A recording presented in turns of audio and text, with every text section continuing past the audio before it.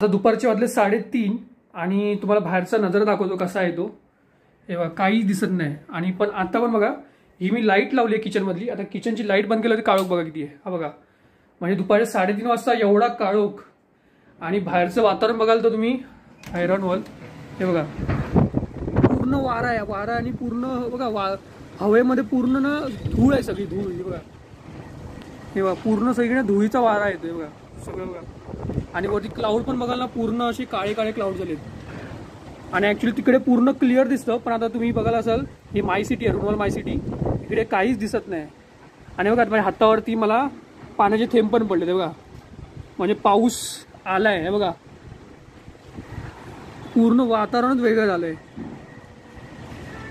हे बघा बापरे किती वारा आहे. किंवा तो झाडं दिसत असेल तुम्हाला हलताना. बघा